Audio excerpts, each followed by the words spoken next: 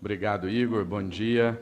Bom dia, presidente Júlio Delgado, relator Rogério Correia, demais presentes.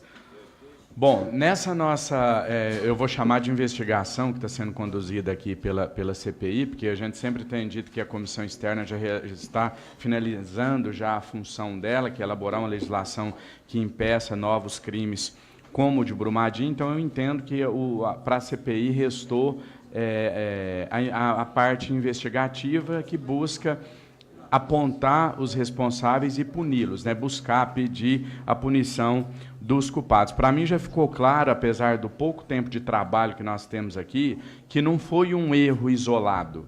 Não achemos aqui que a gente vai achar um culpado. Quem foi a pessoa que foi lá e pode ser atribuída a ela 100% da responsabilidade pelo crime. Fica nítido que foi um conjunto de erros, né? E a gente precisa, nessa linha de investigação, buscar todos que contribuíram para que esse erro fosse cometido. Por exemplo, na última audiência nossa, nós ouvimos o representante da Agência Nacional das Águas, da ANA, e aí nós perguntamos a ele, perdão, da ANM, da Agência Nacional de Mineração, e ele disse que já havia relatado por várias vezes ao ministro de Minas e Energia que, se não se aumentasse o efetivo de pessoas responsáveis pela fiscalização das barragens, o risco de uma tragédia poderia se transformar em realidade, não especificamente no córrego da Mina do Feijão, mas em qualquer uma das barragens, pelo simples fato de que não estavam sendo fiscalizadas da maneira correta. E aí eu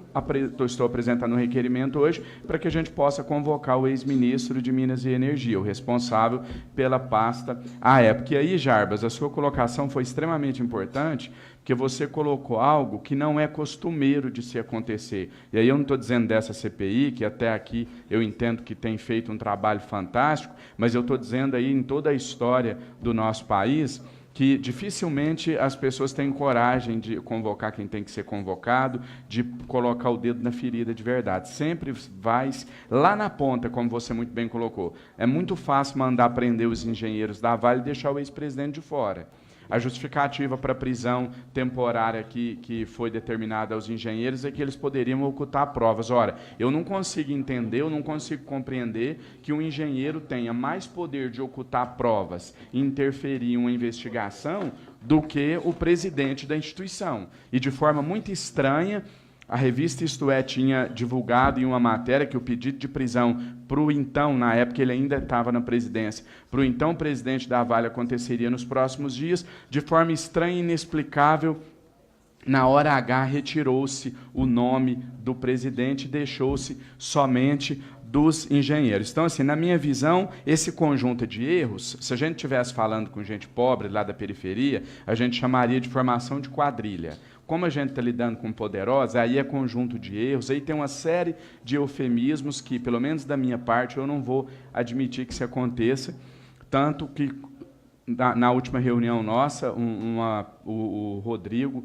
esteve aqui e disse que não se sentia confortável em ouvir a palavra crime, que para ele foi um desastre, um acidente. Ele não se sente confortável porque ele sabe que ele é responsável, ele sabe que ele é um dos culpados e ele é um dos que faz parte dessa quadrilha que envolve governo do Estado, Secretaria de Meio Ambiente, Ministério de Minas e Energias, Vale, Tudsuv, mais uma série aí que a gente vai buscar. Então, eu queria fazer na verdade, não é nem um questionamento, uma pergunta, mas é um pedido de ajuda. Eu sempre tenho dito que, pelo menos da minha parte, eu não tenho nenhum problema em dizer que eu não sei tudo.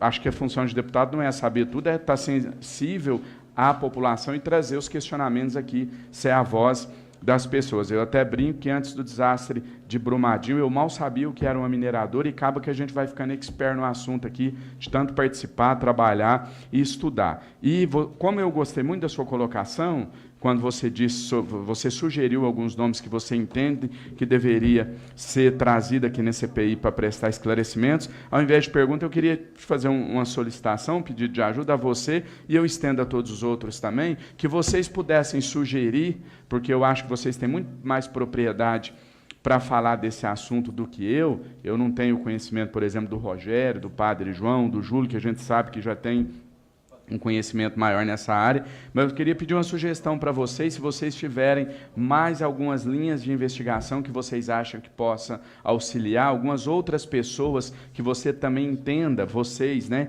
entendam que seja necessário realizar a convocação para estar aqui. Eu gostaria de ouvir e depois de uma análise nossa, se a gente realmente entender também que vai contribuir com os andamentos da CPI, que a gente possa colocar os requerimentos em votação. Muito obrigado. Precisamos convocar o Aécio Neves para poder dizer qual é o poder de influência dele dentro da Vale, né?